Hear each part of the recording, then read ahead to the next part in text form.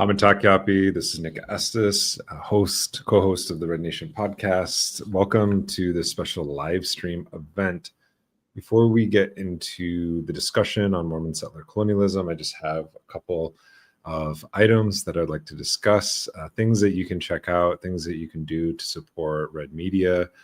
The first is we are hiring. We are going to close this search for a new executive director fairly soon. But if you look in the show notes or in the chat, whichever platform you're watching, you can find the link to our webpage, or you can just go to redmedia.press. That's redmedia.press, and you'll see a job ad that just says we are hiring. Click on it if you would like to apply. It's also Native American Heritage Month, which means a lot of different things and also means a lot of nothing, but in some regards. But I think it's also an important kind of time of year to begin thinking about how we're supporting Indigenous run media.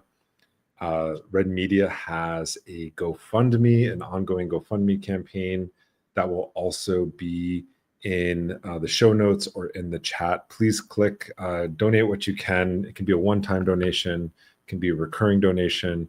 And of course, we always encourage you to sign up for our Patreon, which is just patreon.com/redmediapr. That's the best way to support the show. We have actually a backlog of episodes of the Red Nation podcast. So most of our stuff before it goes public on the main feed or on the YouTube channel will be streamed there or published there. So I highly recommend it. We also get some great feedback from our patrons and our subscribers who ask us questions. We try our best to answer them either in the Patreon or live. We got some questions today actually that we might be addressing about this particular book. But nonetheless, that's the best way to support us. We do appreciate everyone who has made contributions over the years. We are, unlike other sort of media platforms, we are heavily subscriber funded. We don't get major grants to run this podcast. But right now, we are really supported by users and listeners of our platforms. So thank you all who have been donating over the years and have been subscribing. It really does mean a lot to us. We've been able to grow. We have plans to grow. And in fact, we are growing because this is, spoiler alert, Elise Boxer has joined Red Media, Dr. Elise Boxer. So she is now on our board of advisors. She is an active, we hope she's going to be an active participant in the Red Media family. So we're excited to have her. That was actually not planned we have some fake applause going. That was actually not planned. We actually scheduled this show before that happened. So it's not like, this isn't just like, now like it's the Elise Boxer show, like it's the Nick Estes show. Just kidding. But congratulations and welcome to Red Media. Thank you. Elise, this is your second time on the show Yes. within the last month, I think. We had you on in October. We're having you on in November. And, maybe you can just reintroduce yourself to our listeners, where you're calling from. You're at the University of South Dakota, but maybe talk a little bit about what you do there. Okay.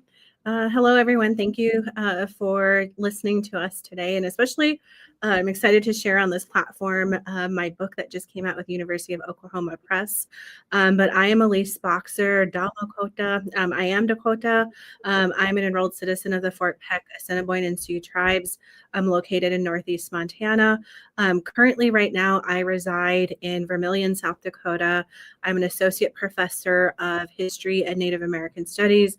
I'm also the program coordinator for Native American Studies. And then I also hold an administrative position as the director for the Institute of American Indian Studies. All that to say is that I very much am, as a scholar, interested in Indigenous studies and advancing really Indigenous theories and methodologies, both to our students and then also for those faculty who are interested in embedding that within their courses, but also within their own research. Yeah, thanks for that introduction. You are, definitely somebody in the field of American Indian studies, while also kind of sitting outside of it in history. And that very much comes through in this book. and which we're going to talk about. But before we get into this book, I wanted to ask several questions. Some of them are biographical, but also some of them are intellectual, and maybe they kind of converge a bit. But one question that I had was, how, like, was this a dissertation project that became a book? And then also, like, how your personal experiences led to this kind of research, because it is very much a personal story for you. Mhm. These are great questions, and probably ones I've avoided sometimes, like, right where, one of the things is I do this with my students as well. We all pick histories that we have personal interest in, right? And questions that we want to answer. And so, on a more personal note, and it intersects right with my professional life, is that I was born and raised as a member of the Church of Jesus Christ of Latter-day Saints. But I would say that growing up in Poplar, Montana, the branch, which is like a smaller LDS church, was a very different experience than when I left the reservation and went to Yakima Nation, where my dad eventually took a job as a social worker out there. And I talk a little bit about this in the preface, that move from our community to another tribal community, but just the jarring experiences I had in a predominantly white religion.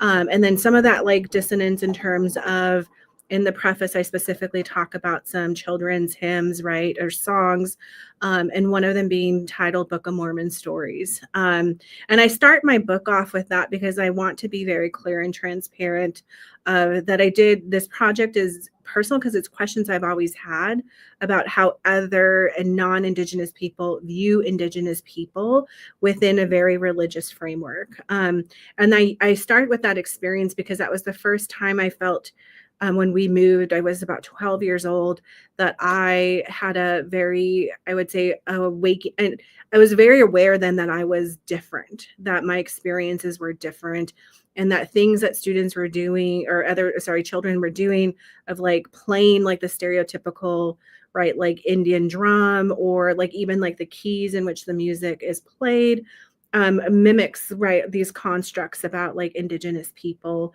but how just non-Native children kind of just leaned into that and how uncomfortable that can be.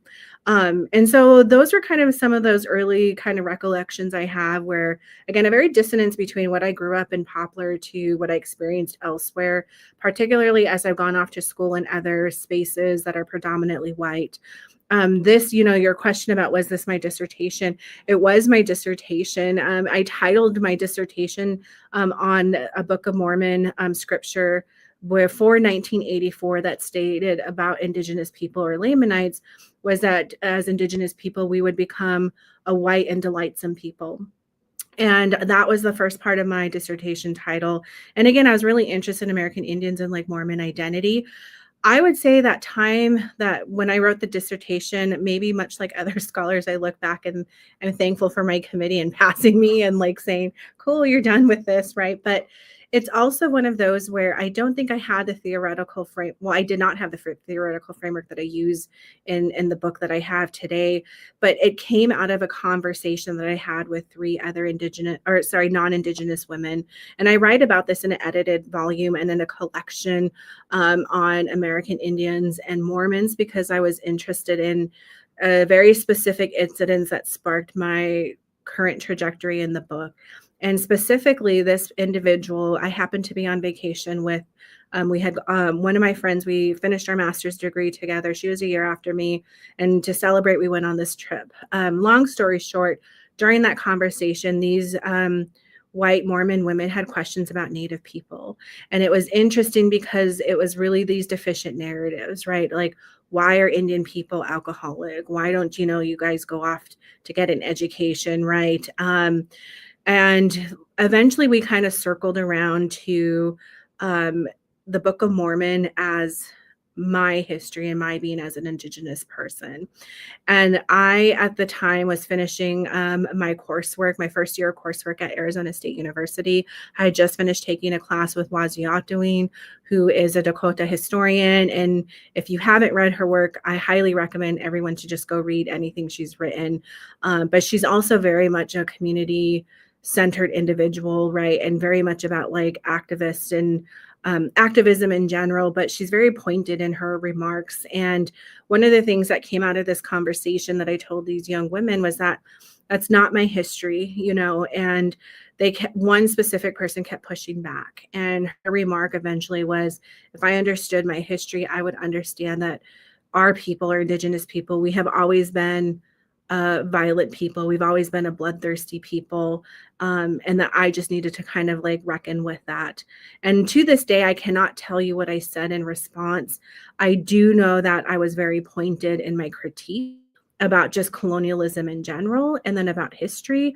And that young woman cried. And I mean, I didn't feel bad really, because I felt like if you're going to say racist things about me or our people and like our history, then I will also come back to you directly about it. And that became the catalyst, because what was concerning to me at the time was that these are women who had finished bachelor's degree at various different institutions, right? They had served a mission for the LDS Church. And in fact, the girl that made the comments was finishing up her first year of law school.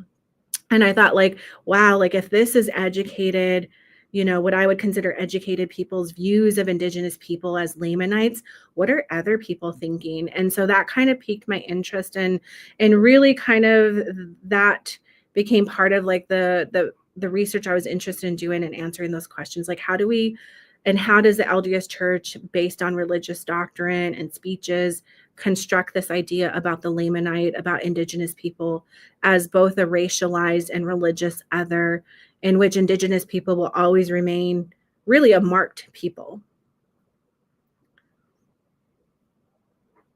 Oh, Nick, you're on mute.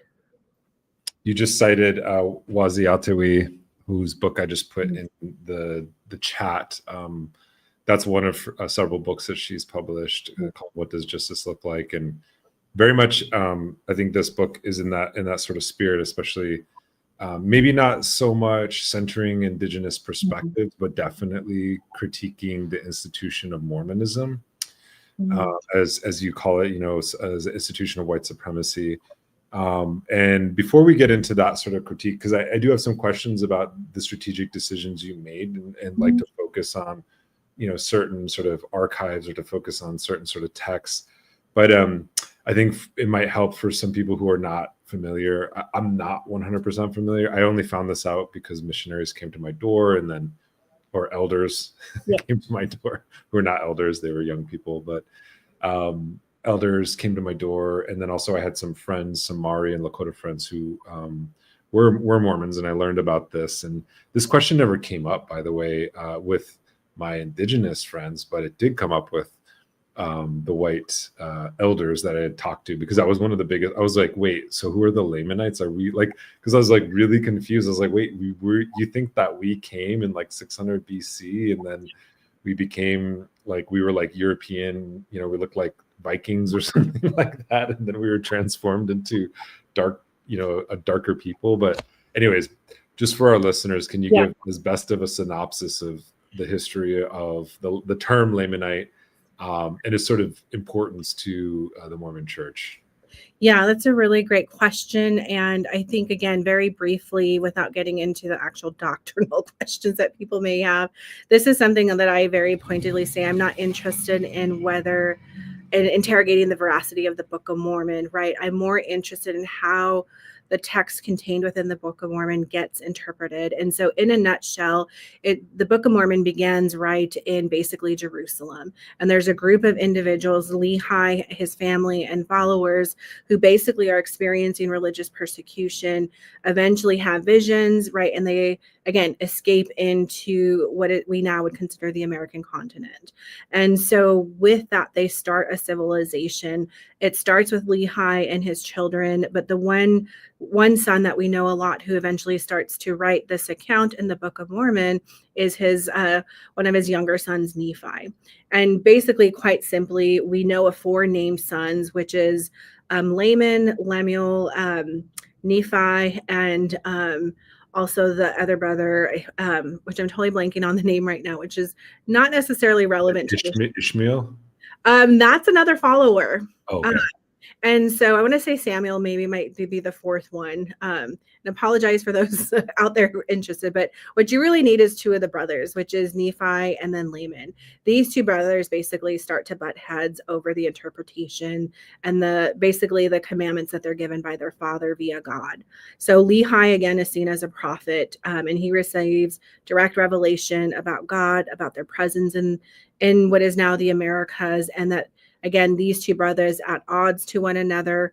Laman, again, is unrighteous, and then Nephi and his followers are going to be considered righteous. And in order to mark the brothers, right, and to differentiate them, they are, especially when you talk about Laman, which is then Lamanites as the people, and their descendants are going to be marked with a skin of blackness.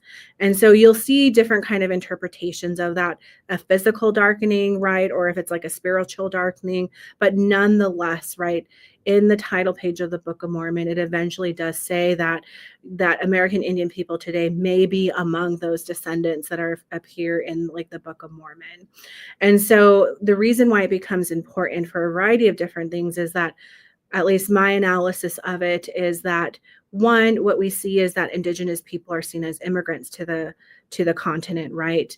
And the larger story about like Christianity in general, what we see is that these are also going to be some of like the lost tribes of Israel. The argument, right, is that Indigenous people are one of the 10 lost tribes. And that the other part that is significant is how that text becomes again used to become the foundations of what I argue is like the subject position or this racialized right identity. And so that Book of Mormon, right, and at the very end of it, right, like as you see them like Mormon writing at the very end of it, which is like another prophet, like they hide the scriptural text in the hills, later to be discovered by Joseph Smith.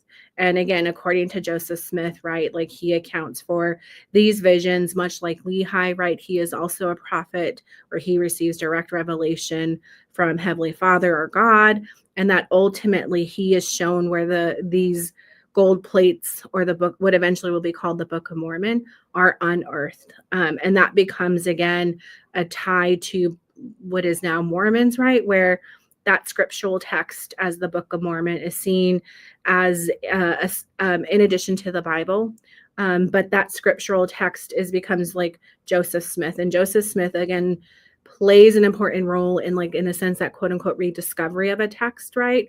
And that then again, as he talks about it in context to American Indian people, you'll see various speeches or writings of Joseph Smith that refers that interpretation of Lamanites as found in the Book of Mormon are ultimately going to be American Indians, or what he terms at the time Western tribes.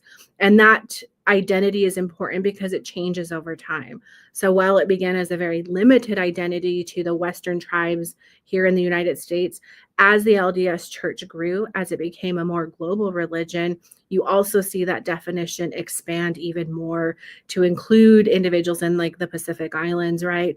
Eventually in Mexico, Central and South America, and as it's become more broad definition, and you'll see it expand and contract at various times that align with different leaders within the LDS Church. And that's still, even though people will argue that the LDS Church no longer uses those definitions, there are people who were raised in really the 1950s, 60s, and 70s with then Apostle Spencer W. Kimball, but eventually the prophet of the LDS Church, President Kimball. He was seen as a quote unquote Lamanite prophet, where he wanted to actively convert Indigenous people. And so because of his efforts, right, you have like programs established at Brigham Young University, right, that are recruiting actively American Indian students. You then have, again, like different missions. There's like the Northern Indian Mission, for example, up in Montana, North Dakota, South Dakota. They have probably the most well-known is the Southwest Indian Mission, but the goal really was to focus resources, including missionaries, to convert Indigenous people in the hopes that Indigenous people are going to see the promises or that history in the Book of Mormon, that again, as long as they follow God and his teachings, they're going to regain their status as a promised people. And that's ultimately what I find fascinating about the Book of Mormon, is that the goal is that Indigenous people are supposed to drop those quote unquote scales of darkness. And by embracing, right, religion, specifically Mormonism, will they then become and regain that status as a promised people? Which of course I find problematic for a variety of different reasons. But I would say in a very, very small synopsis, I would say those are the overarching themes of the Book of Mormon, and then ways in which that gets implemented at various moments to Indigenous peoples.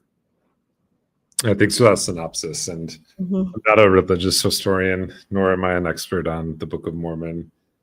But I'm going to just make a guess that, tribal histories, American Indian histories, Indigenous histories in this land that predate the writing of the Book of Mormon by millennia, if not like countless generations, have no history or recording that this actually happened.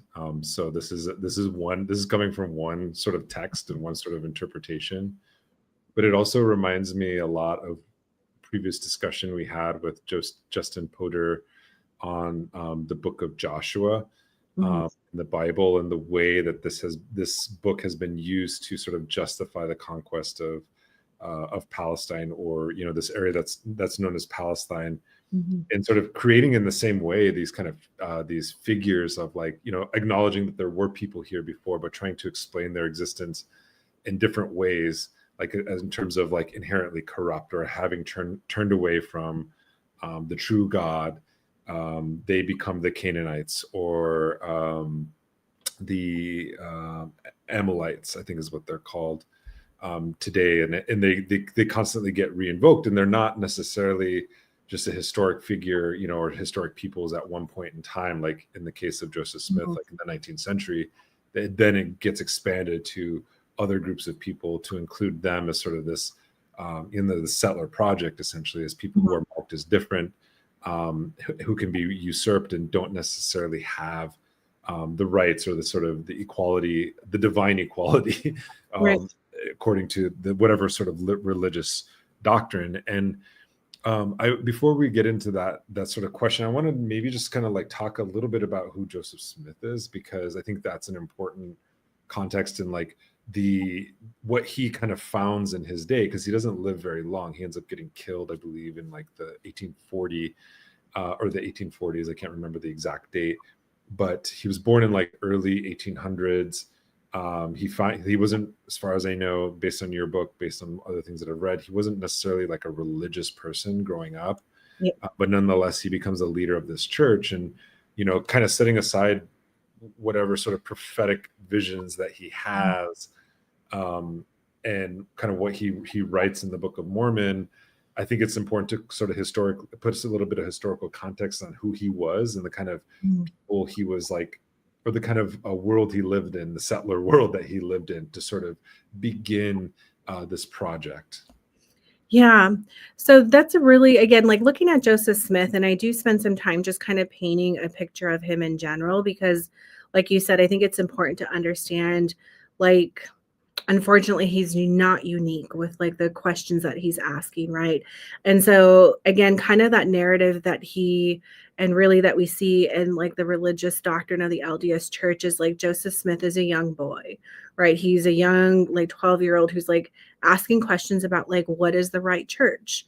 Where should I go? And he didn't grow up in a very religious household to begin with, although his family at various moments have been religious on both the maternal and paternal side. But this is, again, to kind of coincide with larger American history of really this moment of the second great awakening, right? Where there's a lot of religious fervor that is happening, right?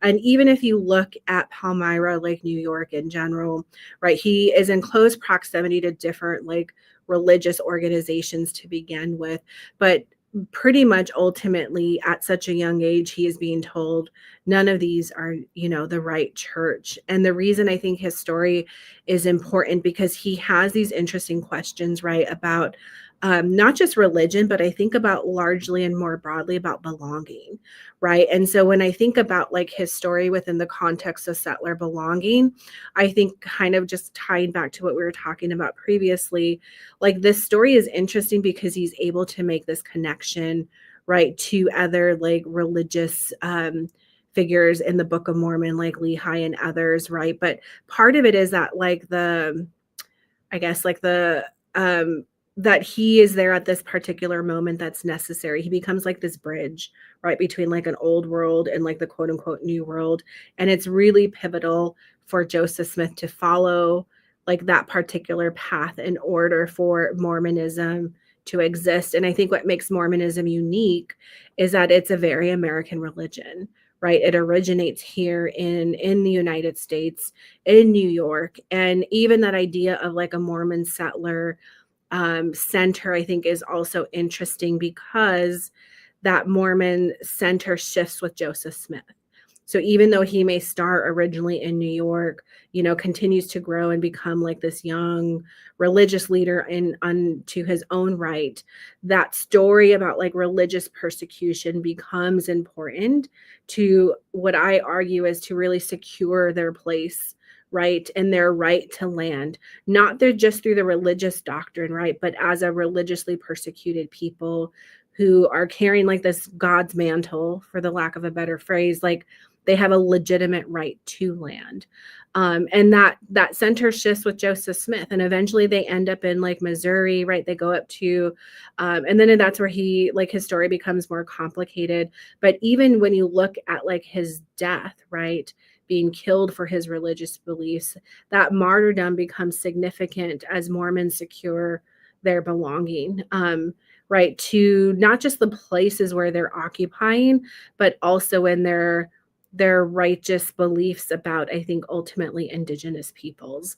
And I recognize like Joseph Smith is interesting and complicated all at once, but as like a figure that I can point to say like he plays a pivotal role in terms of propagating the story about the Book of Mormon, about Lamanite people. His own fascination of Indigenous people ultimately shapes how the LDS Church interacts and engages Indigenous people. And again, what I always find interesting about it is that his views about Native people are interesting because unlike, like the Black Mormon experience, Native peoples are interesting in that there is like this push by Smith and others to save, right, Indigenous people. And he is, I liken him unto kind of like the Great White Father, but like a Mormon version, right, where he wants to be like the middleman in some ways when it's convenient to the larger project of Mormon empire.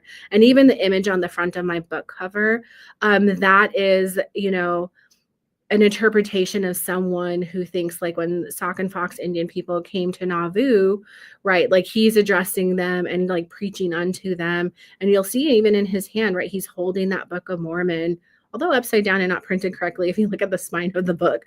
But it's an artist's like rendition, right, of it. But we don't know if that actually happened, right? We don't know if like that's how he ultimately preached to them. The reason those particular tribal groups were going to Smith and to other Mormons was because they were looking for allies, right? They were looking to have people like the Mormons to really support, their really the protection of their land. And that's where I think, again, it gets complicated and interesting, especially with like Joseph Smith ultimately. But I think it's important in terms of just understanding where his views of Native people as very paternalistic. People will categorize, and other scholars will say like, well, Mormons were better than their peers at the time. And my argument is that they were no better. And, they just use different language to describe Indigenous people as still the others. Yeah, thanks for that. And I think it's, I think about it, and when I was reading this, is like there's so many like it's easy to kind of set Mormonism aside and be like, it's this kind of uniquely bizarre, exceptional kind of religion, but in reality it's like operating alongside of like a puritanical or Protestant sort of settler colonialism. You can add whatever kind of religious designation or Christian designation to it, but at the end of the day it's kind of functioning the same way. That I think what's is unique about it, and what I think what you kind of bring out in this is that it is taking like what previous sort of Puritan sort of preachers and thinkers and settlers kind of saw as, this is the new Jerusalem, or the new sort of the Palestine, or the Israel. Like they're looking at the new world as like the promised land, right? Joseph Smith and the Book of Mormon sort of reinvents this landscape entirely as Zion, as the sort of place that there will be a sort of like in Joseph Smith's quest, and then his subsequent followers after he was killed are like kind of looking for creating not just an extension to the United States, even though they're very much American, as you said. This is very much like Euro-American settler religion. They are like kind of almost like seeking a sort of separate sovereignty, or like a Mormon sovereignty in the West, and trying to recreate this kind of vision that they have, or this mythical sort of place that they have that's founded in their religious texts. And so in some ways it's like they're invoking what are kind of commonly held beliefs of Christian sort of Zion or Zionism. And I would say Mormonism is a form of Zionism in that sense, because it's seeking it's a prophecy driven sort of movement that's kind of tied to settler colonialism in this particular way. But I want to ask like a question, because I was reading this book and I was like, wow, you could go so many directions with this. Yeah. You could go, and it would have been like an 800-page book if you probably even longer, because there's so many elements that are left out. And I want to kind of ask maybe what your sort of strategic thinking is behind this, because you focus on the Book of Mormon as a text, which I think is really fascinating. And from what I can tell, I don't know the literature, but I think it's like the first sort of critical Indigenous interpretation of that text. And then you move on to looking at what is it called? Nauvoo? Is that what it's called? Nauvoo, yeah, the Council of 50. Yeah, Nauvoo and the Council of 50. And then you look at let me just look at the book. Let me look at the table of contents, because you move through this in a chronological way. Then you look at what you call the pioneer, or the Mormon pioneer settler landscape, which is kind of the American West. And then finally you turn to the Indian Student Placement Program and redemption of Lamanite children, which I think is fascinating, because that redemption of Lamanite children actually gets left off a lot of these things, but that is the sort of the project. But I just want to maybe like get your thoughts on like why you chose these 4 specific case studies, and maybe ones that you are working on like in other projects, because I'm really curious about that. Yeah, so this is one where like this has been a project that I've been working on since I started I would say here at University of South Dakota, and through life circumstances I've kind of revisited here and there, and also engaged the things that I was interested in and looking at. And I think what became important, or at least legible to me, was that one, and you kind of mentioned this a little earlier, in terms of it's not really about centering Indigenous voices. I feel like that's another book project, because first I wanted to make visible the structures of Mormon settler colonialism.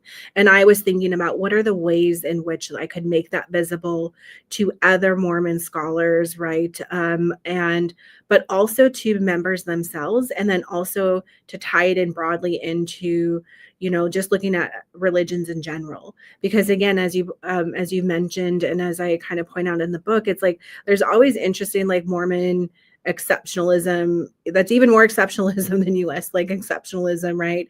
But we leave the LDS Church or Mormon settlers really off of that kind of discussion, right? Even when we talk about like residential or boarding schools, we leave out child removal in general, especially by the LDS Church, and especially through the Indian Student Placement Program.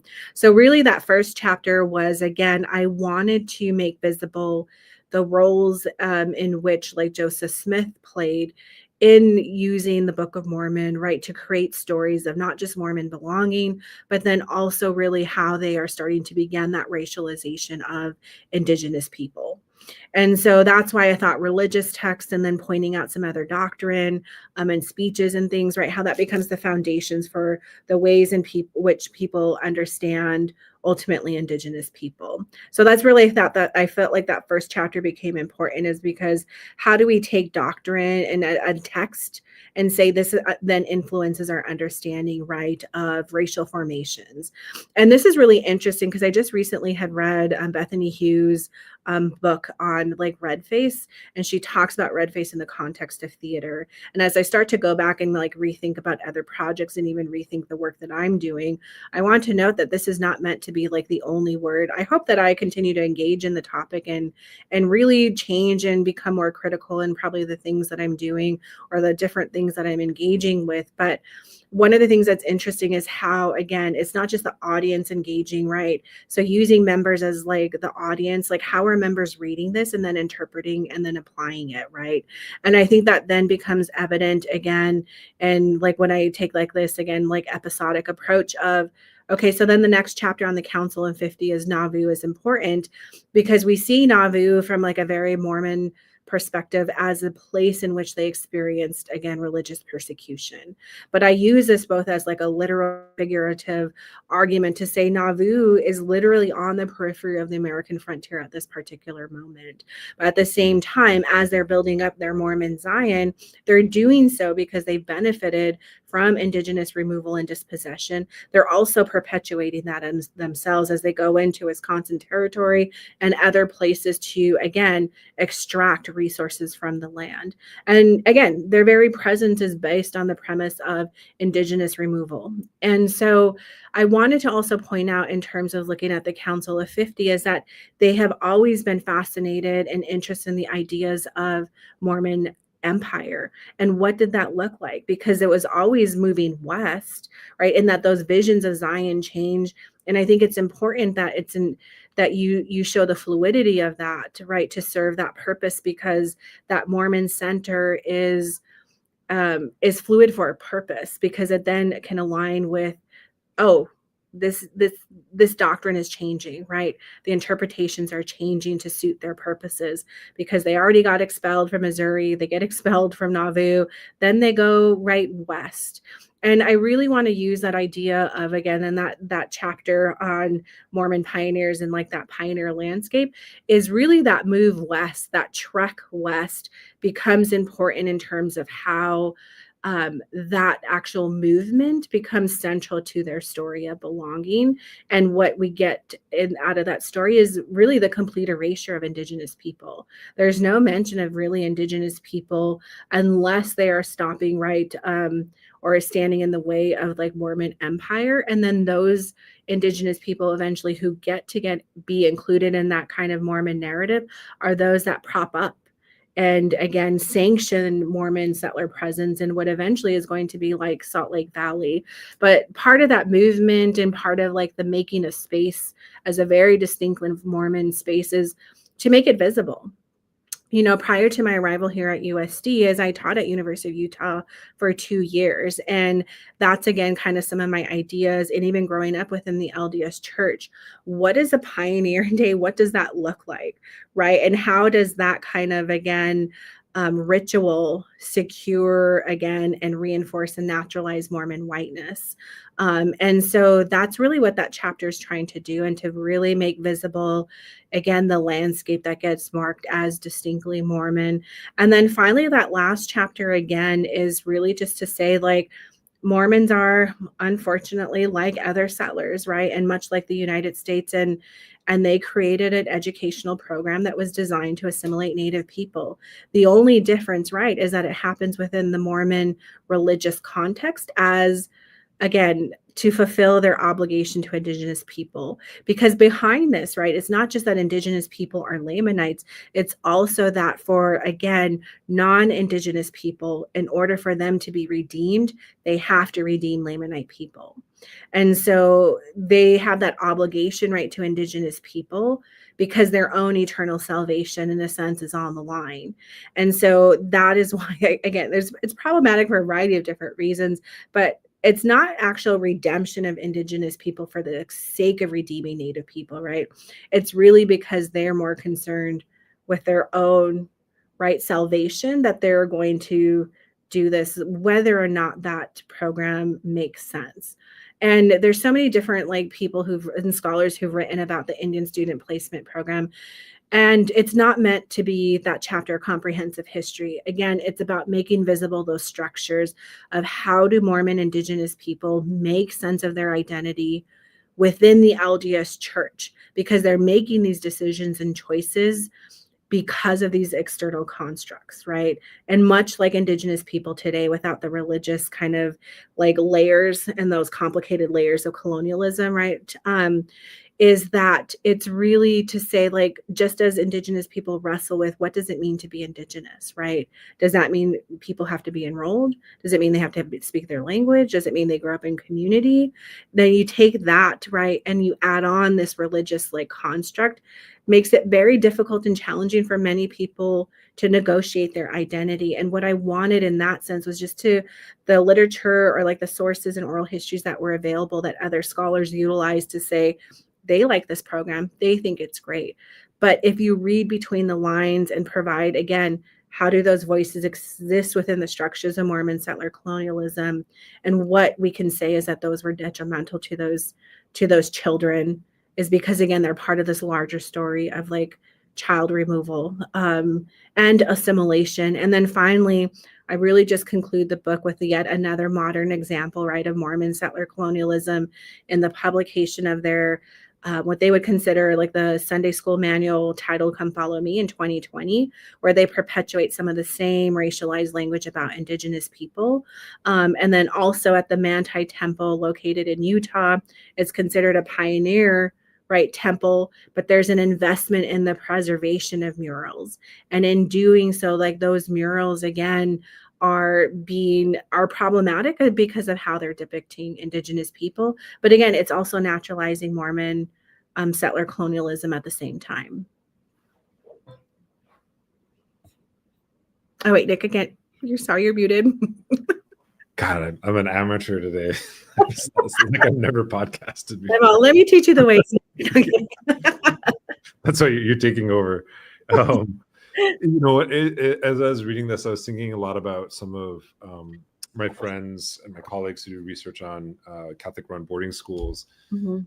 And one of them, Katie Holscher at the University of New Mexico, you should check her out. Her work is really great. She does a mapping Catholic-run boarding schools project in the West.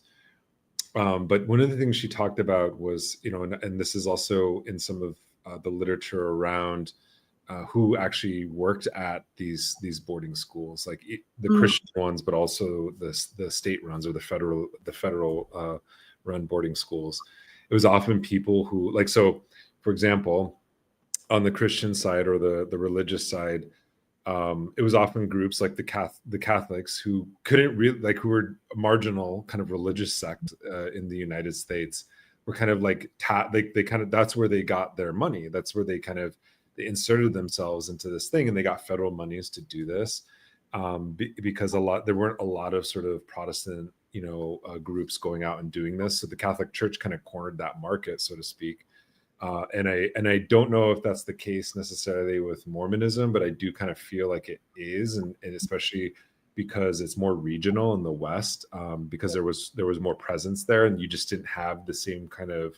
This is me speculating. I'm not sure if this is true or not, but you didn't have the same kind of reach or presence of these other Christian sects in these regions, the same way that you had sort of the reach and presence of Mormon missionaries, specifically on or around reservations. Right. The other one is my friend Khalil Johnson writes about how people so you have this sort of religious, I'll call it quote unquote religious tolerance, right, for these Christian sects, but then internally within the boarding school system, the people that they employed were oftentimes Black people, because the federal service was desegregated, unlike the private sphere, right? So you had a lot of Black teachers. This is something that's not really talked about, but in BIE schools, Bureau of Indian Education schools, some of them were predominantly Black.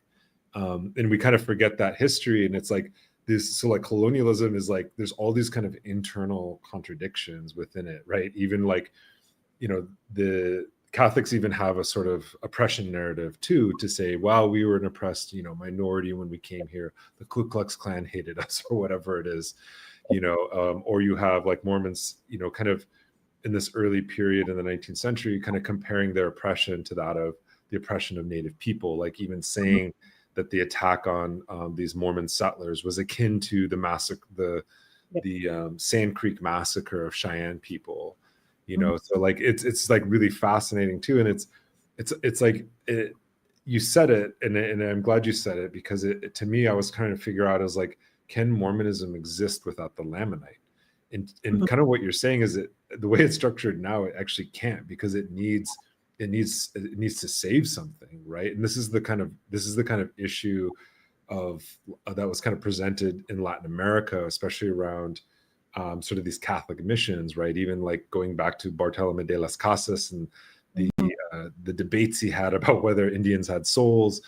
Like it didn't matter. Like that debate is not really as important as the fact that Catholics see it as their duty to convert people. Like they need Indians more than Indians need them, right? And that's kind of what woke me up to this whole thing about like Catholicism and missionization and conversion, is that it's actually a validation of the church and less a validation of the humanity of the people who are under conversion, right? And I was thinking about this too, and I can't remember if I read this correctly.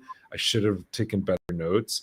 But did you say that they actually edited the Book of Mormon, like the actual text, to kind of like soften the Lamanite a little bit, because it kind of was they were depicted as kind of like savage, violent people, and then they kind of like went back and tried to rewrite it? Is that correct? They eventually revised like that title page, where it used to be very direct, right? To say American Indian peoples are the descendants, right, of Lamanites, basically, that are in the Book of Mormon. And then eventually the phrase is like maybe amongst, although I don't think it softens it a little bit, right? And but that change is made kind of like I want to say undercover. It wasn't as like an announcement. Usually the LDS Church does a lot of their announcements through their press room releases, but this is where I think, again, it's important to name these kind of structures and make it visible, is because regardless, even that publication in the 2020, right, publication of a handbook that went out to millions of members of the LDS Church, that interpretation of that doctrine ultimately, right, of like a skin of blackness to imply that you are cursed as a people because we are brown, remained. And so I think it's interesting, because even people who are trying to interpret that still interpret that as like there are, right, Indigenous people or American Indian people. So it remains embedded in what I would say like the cultural fabric of members. And that's how these ideas get perpetuated and remain, right, as part of like this like colonial imaginary about Indigenous people. And then the other, I think what's interesting, again, is just to kind of reinforce that point, is that the Lamanite subject position, and even what I term like that Mormon settler subject position, those go hand in hand. One cannot exist without the other. And so Indigenous people are never going to fulfill their promised, they're never going to become fully promised, right, and regain their glory, because in doing so, it means we don't need that Mormon settler project.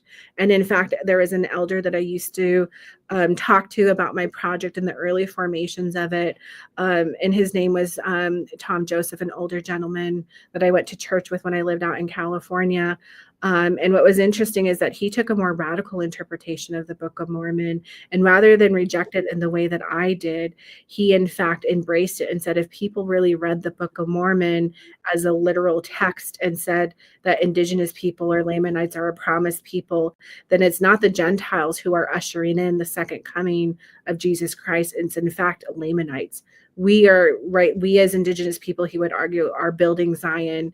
We are welcoming and ushering in that second coming. He's like, but Mormons are not ready for that conversation, because it means that they're no longer relevant to that particular goal, right? And I thought it was like a really interesting, and I always still kind of continue to wrap my head around that. And I admit, like I'm still not wholly convinced by it, but going back to the other question you had earlier about like other projects that I have in mind, and one is really interrogating this idea of Zion, because I'm interested in like what does that idea look like when you place it within the larger conversation really of U.S. federal Indian policy, because again, Mormons are not unique, and in fact benefited from U.S. federal policies of like expansion or, you know, again, dispossession of Indigenous people. But I'm curious to see what that looks like if you overlay their project of Zion, but especially the fluidity of Zion, how it changes.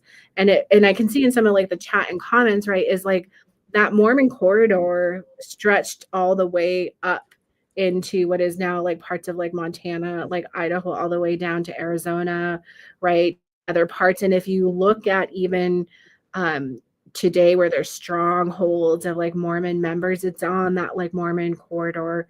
And I always find that fascinating in general of, you know, Zion and what that would look like, but then how that fits into, again, just larger US federal policies and doctrine of discovery as well.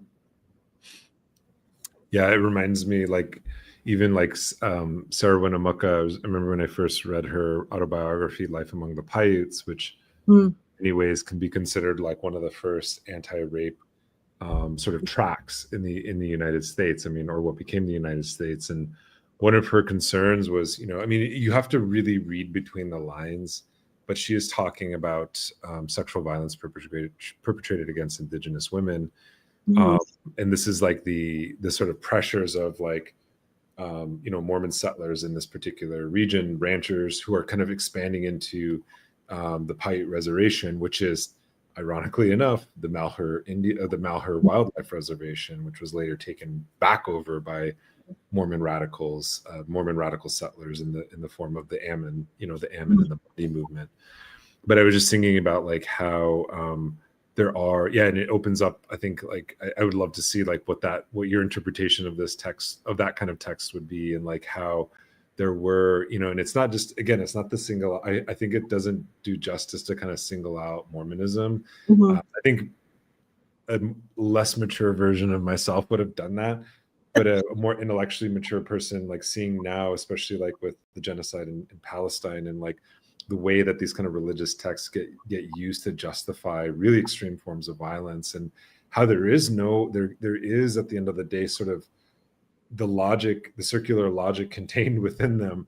It does not allow for the achievement, as you're saying, of sort of emancipation from that project. It's like we're always kind of continually rescripted, and by we I mean like the darker people of the world writ large, not just the Indigenous people, are always kind of rescripted as lesser than, right? And so if a text or institution is founded, you know, intrinsically founded on, you know, white supremacy or white supremacist notions, if it's literally baked into the cake of that thing, I don't know how you unbake a cake. You know? But I guess sort of my final sort of question is going back to this other question, and I've actually never heard this, and so when I was reading this, I didn't really make these connections, but I didn't know that Mormons internally with the Mormon institution and church considers themselves a chosen people. I didn't actually know that was the kind of language that they use. And I was wondering if you could talk a little bit about that and sort of how it's imbricated within this kind of broader settler colonial ideology, because it's not just confined to the United States. You now see these mission projects popping up in Central America.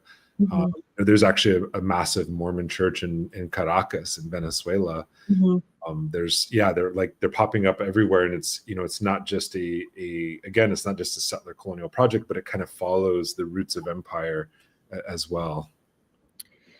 Yeah, I actually like that phrase, like the roots of like empire. And I think just like thinking about that question broadly, it's really interesting because I think as I tie it into like Mormon understandings of Indigenous people, right? Like, again, kind of go hand in hand with one another.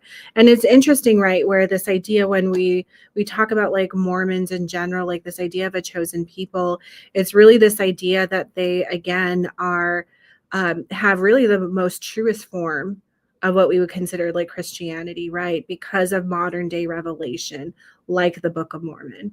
And that's what marks them like distinct from other groups as well. And then it's interesting too, in terms of like formations of like that particular subject position, really in the 19th century, like by Joseph Smith and others, is really interesting because, again, there's other Mormon scholars who talk about Mormon whiteness in a very different aspect than I do. And theirs is interesting in that they make an argument is that, and I think you kind of alluded to this earlier with that kind of comparison with Sand Creek Massacre, right? Is that Mormons, it's because of their chosen status that they get persecuted, right, or misunderstood as a people. And I'm not to say that to say that they haven't experienced religious persecution, but ultimately, at the end of the day, at those particular moments that I point to, they still remain white. It is their very whiteness that allows them to, again, expand. And much like you're talking about, like those roots of empire, those ideas and those definitions serve their purpose as they expand their missionary work, right? And so even if you look specifically into Central and South America, what's interesting today about the LDS Church is there's more members that live outside the United States than within. And that majority of members, I would say, if I remember correctly, is that majority of members are Spanish speaking. And so that idea of Lamanite gets shifted to our relatives like in Central and South America, because it's really this idea. And if we use that example that you provided of like Venezuela or others, right, like that huge growth supports, again, still the missionary impulses, right, to convert people, because they're converting not just because of religious doctrine, but they're converting because of their connection, right, as Indigenous people. There is a whole body of literature, and then I would say even what I would call probably religious tourism that ties into stories about like Tenochtitlan, right, like Mayan people, and others, to say, look, we wrote about this in the Book of Mormon. This is in the Book of Mormon. This is where we think Book of Mormon lands are. And so it's kind of interesting in that specific context to tie that idea of like empire, again, to kind of predate, right, Indigenous people on their very lands. But then also the question too is, how else do you expand outside? And you have to see those ideas of change, particularly when we talk about the Brazil, I said context, right? Because Brazil is interesting as a country, but because of like enslavement, right? And then Indigenous people at a certain moment, and really like leading up to the 1978 change of the belief that Black members could not be full members of the LDS Church. I believe like is that ultimately that change is because you were having people convert, right, in places, but then also at the same time, you're not even tapping into a whole nother market of Africa. And how can you convert people who literally will never become full members unless something changes? And so then you have that official declaration too, is what it's called, ultimately change, to say, yeah, we may have said this in the past, but now, no, every worthy male, right, can receive the priesthood, etc. All that to say is that all of these are like intimately tied with one another, especially when you talk about like Mormon empire outside the US.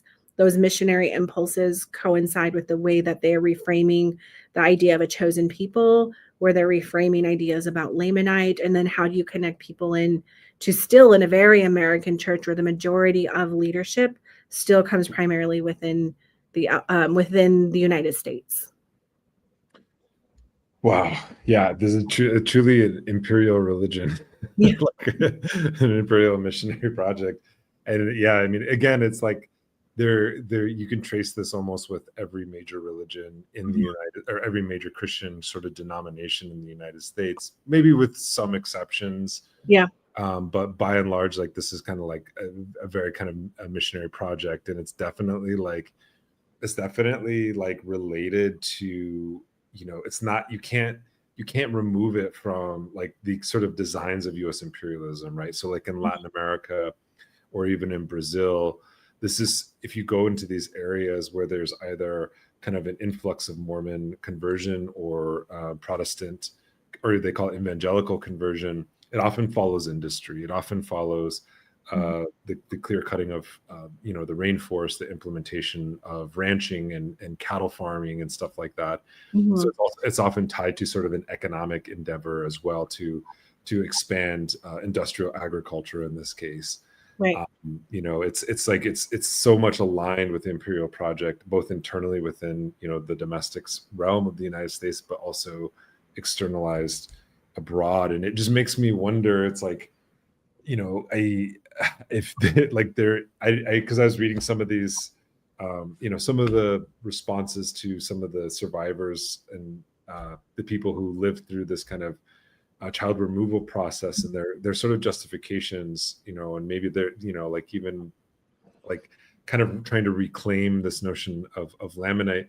And part of me was like, somebody who studied boarding schools, and talking to my own family, it's just like, you're always going to find somebody who's going to say something positive. Yep. And it doesn't negate like the tragic or the horrible or the nightmarish experiences or the violent experiences of people who maybe didn't survive that process, or did survive it, or is living with the consequences of it and then totally rejecting it. And it reminds me, I gave a talk at the Gustavus College. I think I'm misnaming it. It's tied to the Nobel Prize, but anyways, it's a college outside of Mankato, Minnesota. And there was a security guard. She actually came into my talk, and she was telling me she was from Pine Ridge, and she said, "Yeah, I don't speak any of my language because I was sent away, to one of these Mormon schools." And she's like, "I don't want anything to do with the church. I don't want anything to do with religion. The fact that it did this to me," she's like, "I can't, have to live with the consequences. It's not like it's not a theoretical thing for me, and it just reminded me, it's like, these are real people's lives. It's not just like the redemption of white people. Like this is also the attempted destruction of indigenous nations and dignity." Yeah. And I really appreciate that, because again, I think that's what is important about this particular I think this conversation in general, right? Because it's easy in a sense to also dehumanize those that went through it by, again, just talking about like structures. But like, that's where I think, again, like the lived experiences of people become important, because and that's what I'm hoping, at least with this book project and just having the conversation in general, right, is that this impacted people in a variety of different ways and continues to impact people, right? Where I think people are making some choices on how to exist, not just as Indigenous people, but how do you just exist, right? And I want those individuals, and I kind of close my book with that. Like, I want this to give voice to those who felt like they never could have criticisms, right? Who never could say that, yeah, well, it may have been positive for some people, but it wasn't for me. And I think it's okay to have those spectrum of experiences to say, cool, there's always someone that's going to say something good, right? Or like, right, that idea even about boarding schools, well, we made it our own, but at what cost, and who was lost in the process, right? And so I'm hoping, at least for those people, like, and those individuals, that they'll find the space to say, like, I recognize, right, like that maybe impact it may have had on you, and at least to support like what they're saying, because I think too oftentimes they also get erased from the narrative because it's uncomfortable to say, right, like this was a tool of settler colonialism, that people experience cultural and religious genocide, and that is uncomfortable for people to confront. And I'm hoping that people are able to at least recognize how these structures are detrimental to the lived lives of Indigenous peoples. Well, Elise, thank you so much for this book. I know people. I was texting Sienna. I was like, you need to be on more podcast shows with this book, because I think it's a topic that really speaks to a lot of sort of interest, especially looking at religious studies. I think people kind of remove that sort of question or religion from the realm of imperialism in those fields, not necessarily in our fields, but this is, I think, a necessary book, and I think it opens up so much conversation around this issue. And I think there's going to be follow-ups to this, obviously, because I was kind of wanting more in terms of like, like where I want to see where this is going to go next. So The book is Mormon Settler Colonialism, Inventing the Lamanite. You can find it at the University of Oklahoma Press. You don't actually have a copy of it, but maybe you want to hold your big sign up that you have. I was joking, but I took this from the Western History Association. The one thing they let me come away with was just like you. It's a giant copy. It's a giant copy. Yeah, I should put it back here. It's probably better. It's a giant copy, but I do want to thank you for allowing me to share, for you to read it, but also to share it on this particular platform. I hope to get my own copy one day to have it. But I also just thank everybody who has supported me through this journey, because I hope this isn't just like a one and done. I want this to open up a conversation between, again, Mormon, Indigenous studies, religious studies, like settler colonialism. There's so much rich ways I think that we can ask some of these questions. But also thank you to everyone who's purchased it. And again, shout out, everyone buy one, gift it for the holidays, get your institutions to buy it, invite me out to speak. There you go. You heard it here first, folks. So this, again, thank you all for the Patreons who support. If you aren't a Patreon, it's Native American Heritage Month. I'm going to guilt trip you into subscribing. If you're listening to this, if you like this podcast, go to patreon.com/Red Media PR. We dropped the link to the book in the show notes in the chat as well. So check that out. Click on it. Also, it's Native American Heritage Month. So if you don't want to subscribe to our Patreon, at least go to our GoFundMe. It'll also be in the show notes and in the chat. And then lastly, again, we are hiring a new executive director. You can go to our webpage, redmedia.press, to find out more information about that. Thank you so much, Elise, for joining the show. And thanks everyone for joining. This is a very lively conversation, and we had some really great sort of conversation in the chat as well as trying to bring in some of those questions. So thank you all for participating. Thank you.